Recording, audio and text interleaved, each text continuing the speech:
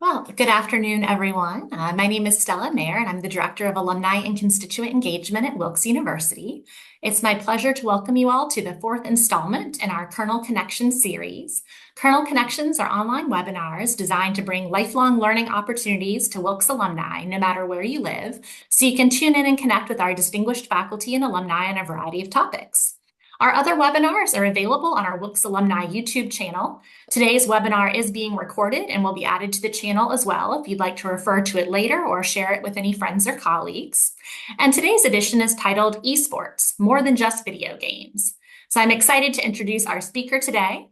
Robert Eskra is the Esports Manager at Wilkes University and a dynamic leader in the collegiate esports landscape. He joined Wilkes in June of 2023, bringing with him a wealth of experience in both education and esports management. In his current role, he oversees the university's esports program, managing and mentoring student players, recruiting new talent, and coordinating with tournament organizers to ensure Wilkes' teams are competitive and engaged with the broader esports community. Just a few housekeeping tips. Please remain muted throughout the webinar presentation unless you're called on to ask a question. You're welcome to submit questions in the chat during the presentation, and we'll make sure to ask those of Robert at the end. Thank you again for joining us today, and I'll turn it over to our speaker. Well, thank you, Stella. Hello, everyone. I am Robert Eskra. I am the Esports Manager for Wilkes University. I am coming to you from our production studio at Wilkes University. As you can see, we spared no expense. We have wonderful green screens. We have a whole production booth over here. Obviously, I'm joking. I hope it's obvious anyways. This is our actual production studio. It is used to be the old oh, I can't remember the name of the individual whose name was on this room, but their name has now been moved to another room, and we took over this production suite here, which is right next to our esports room, which I will give you a tour of in a second. However, just to kind of give a brief sort of, again, summary of the program, right? We are a growing program. We're only 2 years old. Again, I came in 23, and at that point, the room that is sitting next to me was empty. There was nothing in it. We had ordered PCs, but nothing had been installed yet. So I have been here from the very beginning. And since that time, we have grown to just over 50 students. We compete in 5 titles, and we have made it to the grand final, the grand national final, at least once. We've made it to the division finals a couple of times. And so that's just in 2 years, we've been fairly successful from a competitive standpoint. However, the whole point of this presentation is that beyond competition, we are a more holistic program that uses kind of competitive video games as the hook that gets kids into again, a more holistic program that can infiltrate every aspect of their life here at Wilkes and hopefully continue to benefit them as they move beyond Wilkes. So I will start with a tour. I already showed you the kind of like what you see as the production studio. This is sort of how, if you do subscribe to our Twitch, which there will be a link provided to you all. And there is if you follow our Instagram, which is Instagram at Wilkes Esports. Our Twitch is also twitch.tv/Wilkes Esports if you're impatient for the link. This is basically what you would see during any one of our streams. You would have usually 2 casters, one here and one here, who would introduce the stream, and then they would go to gameplay. During the gameplay, they would what is called shoutcasting, which is commentating, but in the esports world, they call it shoutcasting because there's a lot of shouting. And it is fully produced by our students. I have a helping hand rarely in that. It is primarily one of my coaches who is here during our competition nights because they do happen late at night, usually 8 p.m. and later. That's because that's just how esports has sort of developed over the years. That's when competition is had, especially since we do compete against national we compete within a national sort of bracket. We do play against teams that are in the Midwest and sometimes on the West Coast. Very rarely, but it does happen. In which case, obviously, we have to play later at night. So that's the disadvantage of being an East Coast team. However, let me give you a tour of where the students do play. So in order to do that, I'm going to switch my camera here to the room cam. which is here, as you can see. So what you're seeing here is there is a webcam installed in the room. And so on competition nights, what you will have is these 5 seats, well, these 10 seats here, right, will be populated with the competitors on match nights, right? So the ones that you see kind of like that I am in line with, that would be the starting roster. And then the ones that are facing them, those would be like our bench players or our alternates. Okay. Um, these 10 PCs, we can grab video and audio from. They get pumped through, I can show you over here, this little box right here. You can't see my mouse, but this little box right here is essentially a server. All of those PCs are hooked into there, which then wires go through the wall. You can actually see them if you look into the production studio room, the wires coming out of that wall there, then hook up to the PC that I am currently sitting at, and that's how we stream all of our matches. So we can grab the video and audio from, and you can see me, hi. You can grab the video and audio from those PCs and pump them through onto Twitch. Or we can do really fun stuff too, as if we wanted to record more so like a scripted gameplay or an unscripted sort of like fun gameplay that is beyond competition, which gets into our content side of things that I'll talk about a little bit later.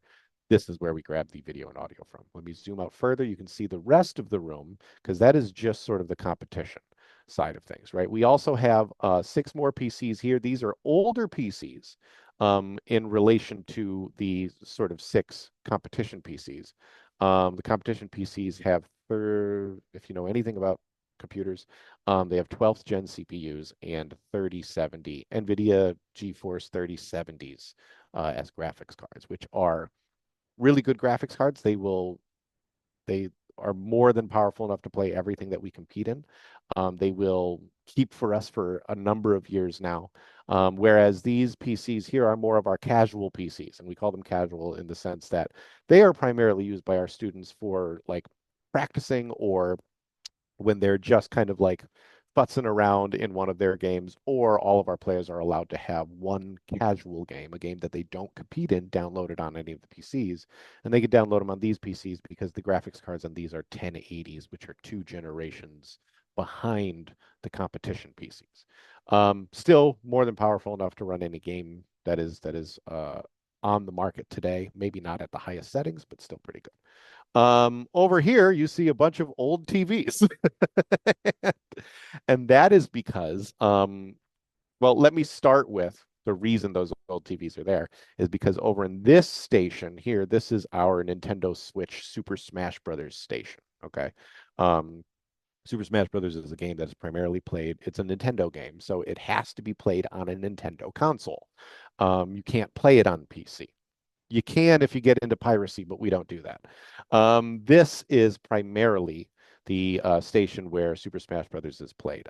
That is also hooked up through an HDMI cord that goes up through the room. You can kind of see it slightly. It goes up to the room, goes across here through the wall here. You can see it hanging down in the wall there, plugs into this PC so we can grab, again, video and audio so we can stream those nights as well.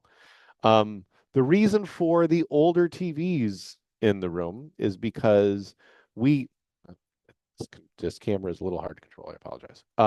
We also host a public tournament every Wednesday night in Super Smash Brothers. This gets into the kind of like our community aspect of the program. That we invite the public Super Smash community, which around here in Northeast PA has been a bit fledgling for the past couple of years because there has been really no home for it. And one of the things that we as a program are trying to do is provide that home for that community. And as a result of that, we have some of the members have donated some of these older TVs because the current iteration of Super Smash Brothers is Super Smash Brothers Ultimate, played on Nintendo Switch. But there are older versions of the game that the community still likes to compete in, which requires older hardware because, again, you can't play them on PC unless you're going to pirate them. And pirating Nintendo games is usually a bad idea because Nintendo is very litigious. So you have to use old Nintendo hardware, in which case we use under the TVs, you see the little white boxes. Those are old Wii's, Nintendo Wii's, that have been modded to play this older Super Smash Brothers games. That's a bit of a gray area with regards to piracy, but it is the standard within the Super Smash community, so it's what we do. And these old TVs, you have to play it on them because of the way that the graphics engines are run. They look better and they play better on those old TVs as opposed to playing on like a flat screen monitor, such as that we have hanging in the room here. Speaking of these monitors are hooked up to the PC that I am at, so that anything that is on this PC and can be streamed, can be video grabbed from any of the PCs in the room, can be streamed to these TVs. That is useful for a couple of reasons. One, I primarily just use it to create ambiance within the room during the day. Usually we have some sort of like relaxing video up with some lo-fi music, which seems to be the sort of like music of choice of some of our kids for kind of just relaxing to. Um, However, students can choose to put whatever they want up there sometimes, right? We can have movie nights. Our coaches use it for VOD review for when some practices they want to review some of their old gameplay or some footage from a competitive team. They can put it up on these monitors. That way they can all sit together and watch and assess and analyze. So super useful to us. However, they have to be off during competition. There are rules with regards to that. And then over here is just kind of, just a table, another little TV. Usually this table during the semester has like snacks, or this is where some kids eat their lunch or whatever, because we don't want food and drink near the PCs. There are plans for this room and for our space because obviously you can see it's a little cluttered at the moment because we're outgrowing it. We're 2 years in and already we need more space, which is the reason why we incorporated the room that is next to it here, right? And currently we're looking to gather rooms that are on the other side of this door because we just need more space. We have, again, 50 some students and more equipment than this room is beginning to be able to hold. So that is the tour of the studio. All right, so let me bring you back to me. And as you can see, that little transition there is something that we use while streaming our matches whenever we change cameras. So there's a Wilkes branded transition, again, created by our students. Also in tandem with Bradbury and marketing, because again, we want everything to be Wilkes branded and appropriate and match the sort of like mood and brand identity of the school. So we do everything appropriately here. All right, let me get into my presentation proper. And now this is, so the reason I'm showing this video first is for those of you that have no idea about what esports is. Esports, again, competitive video games, very simple sort of explanation. What kind of video games? Any video game. And when I mean any video game, I mean any video game can be competitive and be included within sort of like the umbrella of esports. What I'm going to show you is a clip from a news piece done by People Make Games, in which he covers the competitive world of Farming Simulator, which sounds ridiculous, but it is really big in Europe, specifically in Germany. And so this is just a clip to show you kind of like what gameplay of competitive esports in Farming Simulator looks like. I am allowing the stacker to pop them onto the conveyor belt and start earning points. But it's also the baler's job to land that crucial first bale. Intrigued to get a sense for what that actually means, I asked Joseph to coach me as I played alongside the rest of the team and tried this elusive maneuver for myself. Full speed. Full speed. And I will tell you when to press Y. Okay. I approached the barn with my heart racing. Could I pull this off? Full speed, full speed, full speed, full speed, full speed, full speed. Oh!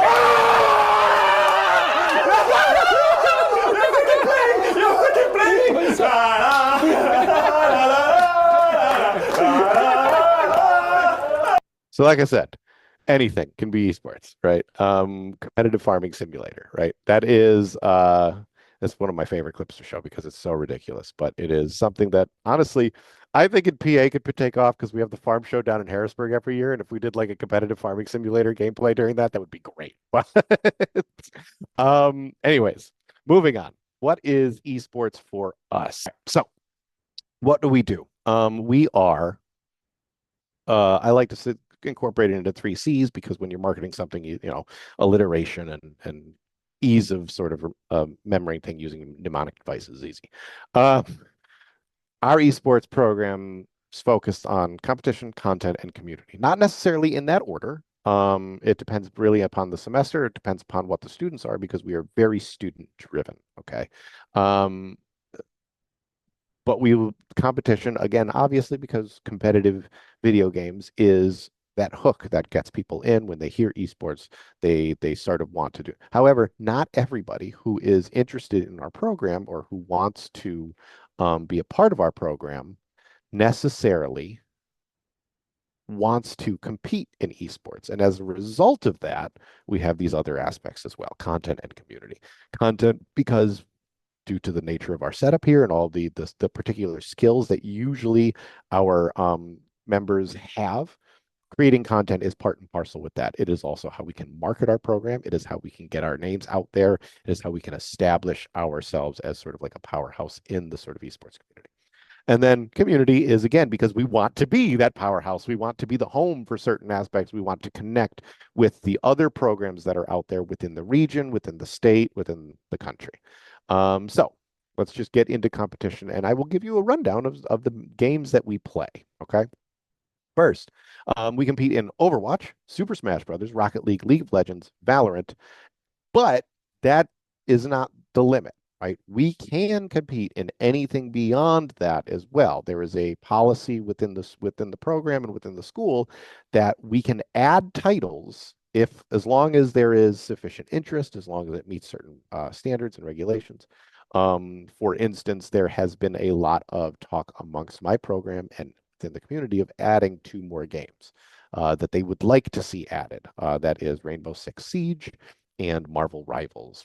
Rainbow Six Siege is a realistic first-person shooter that is sort of akin to it's closest in kind gameplay-wise with Overwatch. However, it's a little bit slower, a little bit more tactical. It's kind of somewhere between Overwatch and Valorant, but I'll get through what those games are in a second. And then the Marvel Rivals is essentially Overwatch, but with a sort of Marvel MCU sheen over it. It just uses Marvel IP in order to play the game. Those are the 2 games that are receiving the most amount of interest to be added to the program. We'll see if they do get added. They have to go through a proposal process, and it needs to be started by a student. And no student has started the proposal process yet, so I'll wait. We compete in the NECC, the National Esports Collegiate Conference. There are currently 559 active member schools as of last year. This year, it could be more, could be less. But again, we're hovering around 559 active member schools. They also compete in, again, Rainbow Six Siege, which is something that we have looked into. Counter-Strike 2, which we do not play. The interest isn't on our campus. And Call of Duty. Again, not necessarily, the interest isn't necessarily there on the campus. Every once in a while, I run into a student who asks if we compete in it, but I haven't seen the mass interest needed for us to host it as a title. I myself am also on the board of directors for the NECC. So I get to represent Wilkes for that institution. We travel. This past January, I was in Ohio with them for their annual meeting. It was at the National Esports Awards. It's a great experience. All the people I work with are great, and it gives myself a lot of insight into the collegiate esports scene as a whole, so that I can continue to improve the program here at Wilkes. So let's get into our first game, Overwatch, and I'm just going to do these quick because I've already wasted 25 minutes on a tour. So Overwatch is sort of like, this is the one that probably most people are most well aware of because ESPN tried to host the Overwatch League a handful of years ago. Especially it was 2018, 2019, somewhere around there. ESPN was like, we're going to make esports a thing in the US because while it is really big and they don't call it esports, but competitive gaming, professional competitive gaming in Europe, in Asia, in South America, huge, right? Not so much in America. So the NA region is a little behind the times on the professional circuit. ESPN tried to start it, and they did it with Overwatch. So you may have seen it on ESPN. If you didn't, I'll explain what it is. It's a team-based arena shooter, all right? Again, from a first-person perspective. Teams of 5 compete against on objective-based maps. The rounds are usually a best of 3, 5, or 7, depending upon where you are in the sort of competitive season. Okay. The objective-based rounds are broken down into control, escort, flashpoint, push, clash, and hybrid. Okay. Control is very simply, it's kind of king of the hill. There's a control point. You need to hold the point while keeping the other team away from it. Escort is king of the hill that moves. It's a control point that you need to keep, but if you're on it, the control point will move. So you need to keep hold of it while on it, right? Flashpoint is king of the hill, but as opposed to it slowly moving, you hold it for a certain point of time, it disappears, and then it appears somewhere else in the map. So then you need to go and fight over it over there, right? They're all variations of king of the hill. Push is, again, a moving control point, but whereas escort is sort of like there's an attack and a defend team. One person controls it and it moves, and the other kind of needs to hold it still. Push is a tug of war over a moving control point. Clash is what would have been called conquest in any other first-person shooter. All right. It's the idea is that there are set control points and you need to grab them one at a time. Again, it's sort of tug of war-ish in a way, and you need to grab them in a line until you capture their last control point, which is like the enemy's home base. And then hybrid is an escort, but first you need to capture the point in order for it to start moving. That's, again, they're all variations on the same. You can't have them too different because then otherwise the gameplay would be way too varied. This is, on top of that, the roster of characters that you get to play changes, right? So there are, depending upon the role that your players have, right? You need 1 tank, you need 2 DPS, which are damage dealers, and healers, which are, healers, support players. And so what they do is tanks are beefy. They can take a lot of damage, but they don't give a lot of damage. DPS, damage dealers, are glass cannons. They can deal a lot of damage, but they die real easy. Healers, they don't deal any damage. They can, very, very little. But really their main job is to provide support to the other team. They can crowd control. They can debuff the other team. They can keep your team up, right? And so there are different variations of characters that you can play that play better with each other, that play worse with each other, that complement your own play style, that are better against the enemy team's characters. And so there's this whole area of strategy that goes into just team competition or composition, rather than then you get into the strategic of, okay, how do we attack this particular map? This is an example of gameplay. Lost some trouble with Death Blossom. In which you have, this is our coming on from the side and an absolutely massive an escort point. What a Death Blossom! See how fast it is, which is really what I'm showing you. Manages to get the team, team wipe, Overwatch is a very fast-paced taking the kill onto shooter. The it is in the sense that you can see there's sort of like some build up here, and then when the team decides, okay, it's time to go, everything happens real quick. From the side and an absolutely massive. Quick decision making. It takes what a Death Blossom! Coordination and Finds in almost the team manages to get the team in order for them to team be wipe, successful. But Reese taking the kill onto the next, I want to move on. How do I move on? Lost some trouble with Death. This is why. Present from here. Okay. There we go. Super Smash Brothers.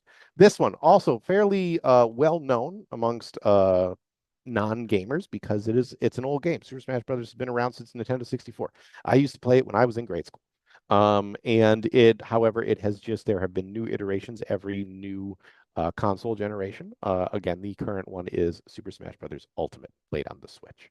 The Switch 2 just released, by the way. They haven't released a new Super Smash Brothers. So currently it is still Super Smash Brothers Ultimate. If they do release a new Super Smash Brothers, that will likely become the competitive one. So, but for right now, it is Ultimate, and it will be Ultimate until a new one comes out. It's just classic fighting game. The only thing is that it uses Nintendo IP characters. So you're using Mario and Zelda and Link and Sonic, and even though Sonic was Sega, but Sega was bought by Nintendo. Pokemon characters, Yoshi, Luigi, Samus Aran, right? All of that. Those are the characters that fight. It is the easiest for somebody who doesn't know the game to watch because it's just a fighting match. It's two people fighting each other. However, for it to be competed, we compete in what is called a cruise format, which you have 2 teams of 5, and it's first 2 players go up against each other. One wins, gets knocked out. Then they face the next. Then they face the next character, right? And they go until somebody gets knocked out. And then it gets knocked out. And so you go until you run out of players, basically. And it's a series of 1v1s. But that order of 5 can change between rounds. So it's kind of like rock, paper, scissors. The first throw is luck. The second throw is all strategy. Because again, all of your players have different characters that they are better at and worse at and play better against and play worse against. And so there's strategy with regards to that, as well as within the fight, how do you fight? Here's the Great game job. plan. As you can see, he's just backdash into the forward air to avoid the So jab. we are the pink ball DK, Kirby and then to land that damage. And he's going to fighting against Donkey Kong. absolutely eat that And this is a great down clip B because and it then shows follow up just with how the middle. quick. Great job, Again, you as can go see, from just being on the backdash into back forward end air where to Kirby was at a avoid disadvantage because he the was off jab the stage, DK, and to then take to land the that advantage damage. and knocking And he's Donkey going to Kong eat, up and off the absolutely stage, eat that using a spike move with that the a down B casual and player then would follow up likely with the die middle. doing. Great job, Because as you Kirby can see, turned just into backdash into the forward his air what to they call his avoid down B, the jab which is you hold DK, down on a stick and then hit to B on the land that controller, damage. turns And him he's into a going to stone that just plummets. absolutely eat A that casual player doesn't spike realize with that the they down can B cancel and then out of that follow up move. with the middle. So if a Great casual job, player as did you can that, they see, would just fall off the backdash stage. into the forward air to A avoid better player the jab understands that they DK, can use it and to do a then lot to of damage, land that knock a damage. character off, and then And he's cancel going out to so that they get back on the stage. absolutely eat that Um, spike with the down.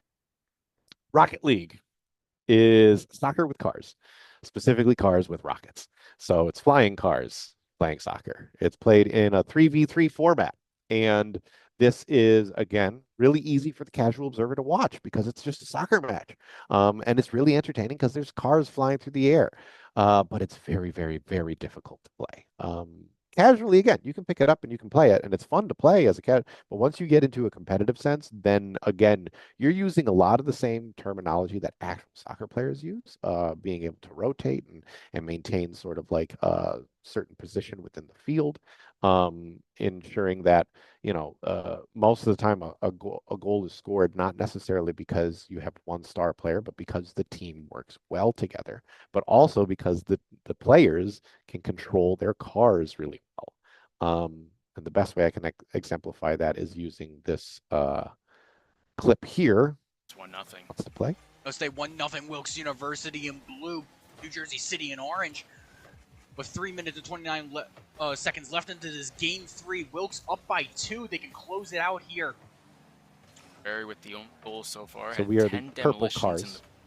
That was ridiculous. See what he does here with how many demolitions. Oh my gosh, what a goal. And as you can see, the goal that our player scored, he was able to carry it through the air and make sure that he angled his car in a way so that when the ball came off the wall, it would bounce off his car and into the glove.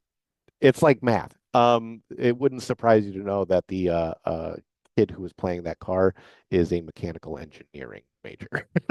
So math has a lot to do with it, which is really, really fun.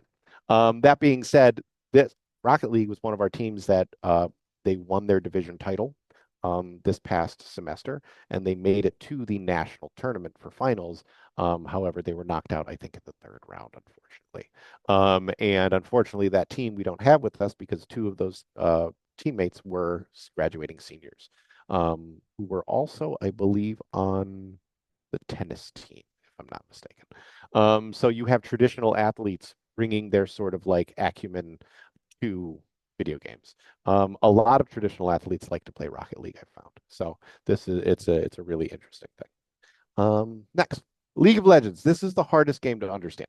I don't understand it all that well. And really that's, I think, a function of being American, because in North America, League of Legends is not as popular as it is in the rest of the world. Of all the titles that I'm showing you, in the rest of the world, League of Legends is huge. For instance, in Korea, there is a tournament that happens every year. It's called Worlds. It is the World Grand Final Tournament thing, right? You need to be invited to it. Professional teams from all over the world compete in it. And it is watched. First of all, they host it in a stadium that holds 50,000 people who they pack the stadium for an entire week in order to watch teams play this game. And then on top of that, there are millions who watch it live streaming on Twitch, YouTube, and whatever other platform that they decide to put it on. It is bigger than the Super Bowl from an international standpoint. Legitimately, the audience that Worlds gets is bigger than the audience that the Super Bowl gets. So just to put that into perspective. It is the map that I'm sure that is on the screen here. That is the map that they play on. It is always played on that map. You are either on the blue side or the red side. There is a roster of 150 some different characters that you can choose to play as. Games last about 45 minutes on average, can last longer. The players are split into roles: top lane, bottom lane, mid lane, indicated by which lane you play. And then there is also jungle, which is the area in between. And then there is usually a support player who plays in the top lane plays in the bottom lane alongside with the bottom lane player, sometimes called the ADC. What is it? Advanced damage carry. So the idea is basically just you want to get to the enemy's base and destroy a crystal that is within their base. That is the whole objective of the game. To do that, however, there are checkpoints throughout the map. There are within the jungle, there's the dragon and the baron, and if you kill them, your team gets a buff. There are certain things that happen at certain timestamps within a match, right?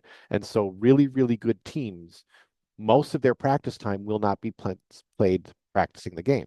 Most of their team will be at a whiteboard, which we have in our room, saying, okay, at the 10-minute mark, where should we be at? What we should be doing? At the 15-minute mark, where should we be at? What we should be doing? And they will go through an entire, they will outline, okay, in 120 minutes, where do we want to be, right? Because they will plan that out. And ideally, they want to hit those goals early, but sometimes they get behind. And basically the idea is that you want to do certain things in order to try to advance your team to the other end of the map and destroy their crystal. Here is some gameplay from Worlds, I believe 2 years ago. Well, he's still going to look for that reset angle, and now with the Baron buff in tow, T1 feel like they don't need a reset to try and break open the base of Weibo here in game 1 of the finals. Nature's Grasp flying forward. Ona still has that GA. Remember, Chris going down so incredibly low. Zeus just executes the Chai up to the side, and there is another one. This guy's Yone is just absurd. And the inhibitor's going to go down. Weiwei is burning there as well. As now Xiao, who tries to be the hero, but it does not work out. And I think T1 are just going to end game 1 here. And the early game, T1 not able to get a bunch of crucial kills, but they don't let it phase them. They are able to find the one skirmish they're looking for, take the Baron, and from that point on, Weibo doesn't. As you can see, the crowd is fairly large, right? And the audio is on. You can hear the crowd, correct? Like it is again bigger than the Super Bowl. For instance, and one other thing I want to point out about this is again just to indicate the size of how important this game not is. Able to get. Oh, that's go away. So down at the bottom here, you have the players on this team. Faker in the middle is the highest paid athlete in South Korea. He is one of the best League of Legends players in the world. He has 5 national titles. Okay, there is dispute amongst League of Legends fans and basketball players about who is the greatest athlete in the world. Basketball players obviously say LeBron, right? Because he has, 4 or 5 titles now too. And so fans of League of Legends say, no, it's Faker. Because while Faker also has 4 or 5 national titles, LeBron took 3 seasons to get his first. Faker got his first season. So, however, he is worth, I think, $15 million in brand deals, in what he gets paid by the professional team that he plays for, the competition winnings that he makes. He's a real estate investor, right? He has taken his brand, and it is huge in South Korea. Like I said, this game is wild outside the US. Within the US, it's not terribly popular. As a result, our teams kind of suffer for that. I have never met a collegiate esports team outside of like big Division I schools that can consistently host a League of Legends team. Because generally speaking, those players are hard to find. They keep to themselves generally. They almost in America, there's this stigma against playing League of Legends, which is weird. So the best way for me to find teams is find people on campus who play it and get them to try to identify other players. And they end up kind of like pulling a team together. It's a sad thing, really, but it's just the way that it is in North America. Valorant is our newest title, however, probably one of our most popular. We have 2 full rosters that compete in Valorant, so like an A team and a B team. Our B team essentially functions as a farm team for our A team. So when somebody needs to be pulled up, we pull them up from the B team. This is essentially Overwatch, but much slower paced. So it is, again, teams of 5. There are roles. The characters have different abilities and skills that complement each other and can be countered against based upon the characters that are picked on the other team. However, there is only one game mode, and that is basically an attack defense style game mode where the attacking team has to plant what is called a spike. It's essentially what is like a bomb into a particular area of the map, and the defending team needs to stop them or defuse the bomb spike after it gets planted. The other way that you can win is either team can completely eliminate the other team. And so you go on it's the first to 13 wins in a round. So rounds are 2 minutes long, and the first team to win 13 of those rounds wins a match, and then you do a best of 3 matches. So those nights can go fairly long sometimes. We went to the national finals in this game last semester. We started playing at 9. We didn't leave the room until 12:30 because it went as long as it could go. it was a long match. Unfortunately we ended up losing it. We won it was a best of 7. We won the first 3 matches. And then we lost the next 4. And it was heartbreaking to my students. However, every one of those students is coming back this semester, so they get another chance.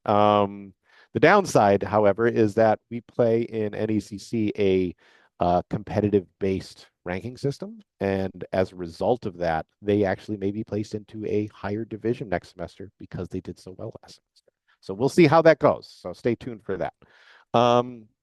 This is some of that gameplay just so that you can see what it looks like. Off of a corner. University of Montana and Wilkes University even with 2v2.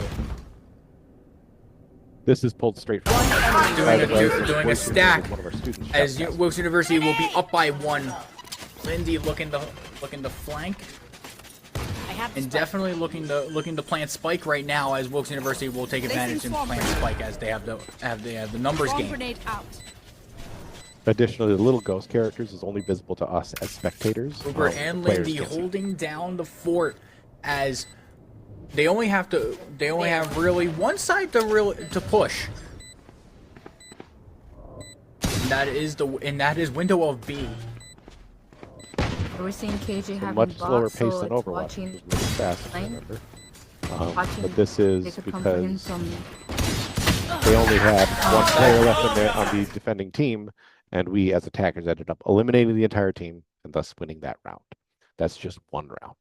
And then you do up to 21 of those per match, and you do up to 7 of those matches. So, are you going to do this to me again? There it is. Okay, so that's competition. Now, again, we can add more games as necessary, but also we have the content side of things. Part of the content is what you just saw, right? That video was pulled from one of our streams. That is essentially what you watch if you tune into one of our streams at night. We compete essentially Monday through Friday because since we compete in 5 matches, all 5 nights of the week, we have a competitive night. And if we don't have a competitive night, we try to stream something else so that there's always content flowing, at least during the semester. Over the summer, it's only on Wednesday nights, and we stream the Super Smash tournament that we run here within the program. So here are the links, twitch.tv/Wilkes Esports. I will share this a PowerPoint with Stella so that she could send it out to you along with the video if you so desire. So all of these links are clickable. Our Instagram is at Wilkes Esports. That's where we post highlights, we post match announcements, we post, we're getting into, as part of the content development, again, all student run, all made by our students, because I'm an aging millennial and I don't know what's funny to our current demo. So I have all of our students do everything you see on our Instagram and everything you see on our Twitch is run by our students, which is why it slows down in the summer because we don't have any students here. And then you have, we would like to, and this is, again, we just need to get it up and running, get a YouTube channel so that we can do longer form content, post some compilation of highlights up there. TikTok has always been discussion because we don't know where TikTok stands nationally. So unfortunately, that's just kind of like sitting in purgatory right now. And there have definitely been some students who have expressed interest in podcasting. And as the studio that we have here is great for it, we can do it here. We can do it at the PCs that we have. So there's lots of potential for content creation. And then finally, community. Again, we have 50 plus active members. They range from all sorts of different majors. Every year we get about 20 new students, somewhere thereabouts. It always starts off in the beginning of the semester, we get about a dozen, and then we get about a dozen more throughout the course of the year who hear about us from friends who want to join in. And so we end up larger at the end of the year than we were at the beginning of the year. However, alongside being sort of a recruitment tool, this is really a retention tool as well for Wilkes, because whereas the school's average retention rate for first year students is sitting in the 70th percentile, something like that, our program hovers somewhere in the 90th percentile. And that is, I track those numbers myself because I want to make sure that I'm keeping my students. It's good for the program, it's good for the school. And it's because it speaks to the fact that the kids who join our program, they find their community, they find their people, they find their friends outside of their majors, outside of their cohort, and that wants them to stay here. And then, of course, we make connections with other institutions. Lackawanna College is where I got my bones in esports. Obviously, Misericordia Kings right across the road. University of Scranton wants to start a program. Marywood has a program. So locally, there's a good scene, but also kind of statewide and nationally as well. And then reaching out to high schools. These are pictures from a high school tournament that we hosted in our first year. We hosted the state finals for Super Smash Brothers and Overwatch for the PIEA. This middle picture is my favorite. That is a team of 8th graders who made it to the final match, the state final, and they were playing against a bunch of seniors. And they ended up losing, unfortunately, but they were like, again, to see a bunch of 8th graders who were taking on a bunch of seniors was amazing. And so it's my favorite photo. They were heartbroken, but again, they're 8th graders. They're going to have plenty of chances to come back, which is great. And then the photo on the right is a scene from the last match in the Super Smash Brothers final, which I actually have a recording of.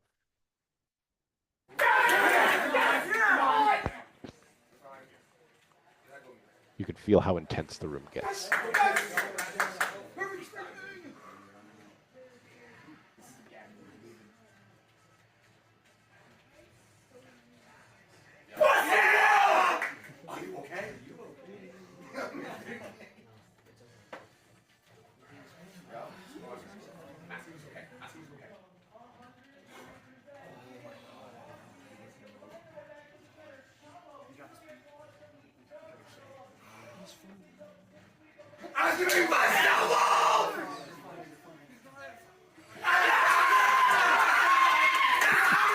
It's bittersweet because you have one team that is cheering and the other team who is heartbroken. But that is esports in a nutshell, right? Now that's a very small niche component of it. That's what every Wednesday ends up being like. And so you couldn't hear any commentating because in this room that I'm in, there was a commentator. So this was being streamed live to the PIEA community. So all of the parents of these kids can watch it on Twitch. We had all the parents sitting up in a Sims classroom upstairs here, 231, I believe it is, the big one. And they were all sitting up there watching that match live, so that then after this, they were able to go up and either be congratulated or consoled by their parents, which was nice. And that is it for me. Do we have any questions? I think you answered a lot as we went along. We'd had some questions about what are some of the majors and minors that are typically represented. So we just touched on that, and you mentioned like the mechanical engineers for the soccer cars game. Mhm. Here, I Another have a question that list of came in ahead of time was how can the esports world translate into careers after Wilkes? Do a lot of these students go into like digital design and designing of video games, or that content creation and communication studies? So maybe that for parents that are hesitant to feel like, oh, my kid's playing a lot of video games, what can they do with this as well? That's a really good question. So I'll start with the majors. We're not limited to majors because it's again everybody plays video games now, right? And so you do see a slew. This is the majors listed here that on screen are inexhaustive list. This was the last time I polled, which was I think fall semester last year. I'm sure it's more. And then here's the thing, some of those students end up changing majors while they're here, right? So I know that one of our pharmacy students transitioned to integrated media while here. But that isn't necessarily because of esports, it's because of the friends that they made in esports.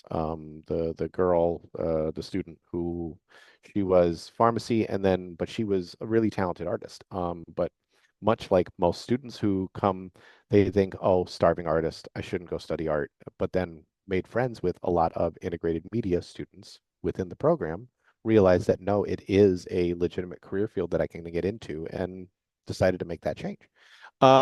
With regards to how this can benefit their careers, there are careers within the gaming industry at large, right? So I wouldn't limit it to esports, though you could you could hyper focus on that, right? So for instance, last semester, one of our students in the program decided to internship with us for credit because he is a sports and rec management major. And this is sports and rec management. It's just for esports as opposed to traditional sports. But a lot of the stuff that he would be doing if he worked for a hockey team, which is what he wants to do, he wants to go work for a hockey team, he was doing here. And so that is directly related to going into a specific field, right?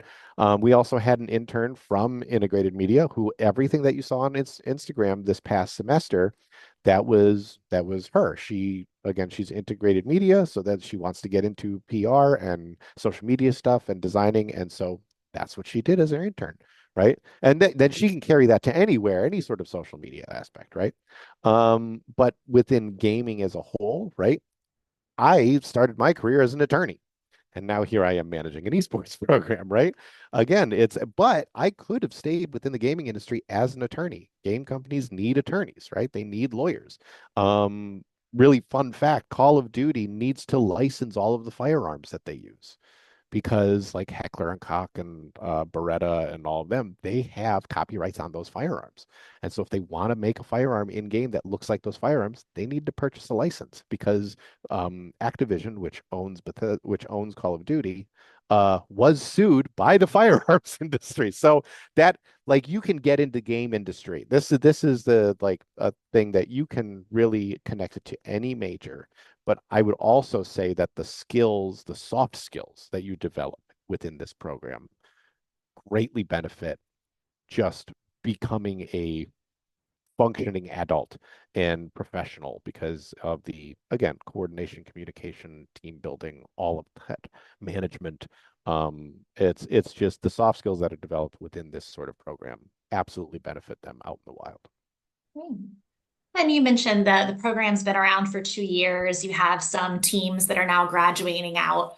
For our alumni that have joined today or are watching the video, how can alumni stay engaged and involved with the program? Obviously, following you on Twitch. Is there anything else that they could do to sort of connect, come back, help out? So Twitch and Instagram is the easiest, right? All you need to do is log on and watch, and again, content, right? The algorithm likes when people interact, right? So that's the easiest, simplest way to do it, right? If you want to take it a step further, you can on our Twitch. We are affiliate status, which means we can accept donations and subscriptions. Again, the easiest way to do that is if you are subscribed to Amazon Prime, you have a Prime sub available to you every month that you can just freely give to any content creator on Twitch. I would suggest giving it to us because that's $5 a month that you just throw to us and it costs you nothing. It steals it from Jeff Bezos, so even better. But that's like another easy way, or you can donate bits through Amazon, and bits 100% of your donation, if you do it on Amazon or if you do it through the Twitch website, goes straight to the content creator. So it goes straight to our program.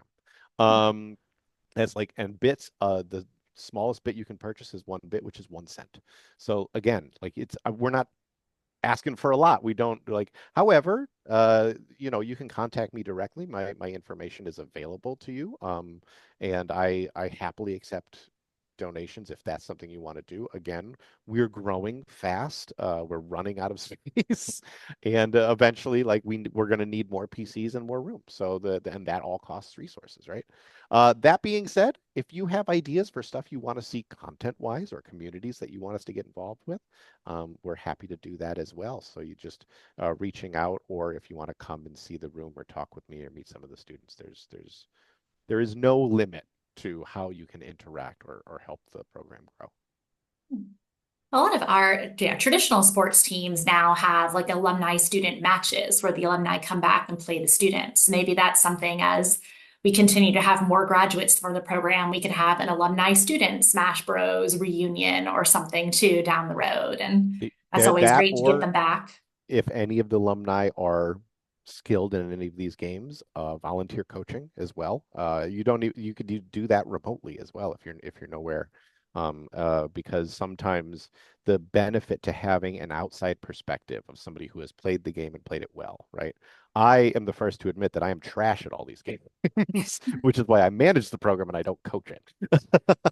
But that being said, I have coached, and I can I have some expertise in some of these games, right? I can't play them well, but that's primarily because I'm old. I can't keep up. I still know what I'm doing, right? And that is if this is a world that you still want to be involved in, right? Yes, we can do kind of like an intramural competition with alumni. We can do if you play Super Smash Brothers Wednesday, the tournament is open to you every Wednesday. We are also hosting, I want to advertise, a regional Super Smash Brothers tournament in September. That will be announced through various social medias. But that is going to be a big regional tournament. We're hoping for about 200 participants, $1,000 in cash prizes to the winner of the tournament, on top of whatever the because there's entry fee and then pop bonus. I'm throwing in $1,000 pop bonus. So you're looking at probably about $1,500 if you win the tournament. There will be well-known names of Super Smash Brothers community there, like people who are ranked in the state and in the region. And we're looking to do more of that stuff. So if there is a community that you're involved with, or you thing that you want us to get started, and just reach out. I'm happy to do it. Great. We're just about at time for the day. Any other questions from anyone on the call today? I don't see any in the chat or Q&A. So thank you again, everybody, for tuning in. Thank you so much, Robert, for walking us through the program and letting us know what we're up to here at Wilkes. And yeah, everyone have a great afternoon, and thanks for joining us. Thank you, everyone.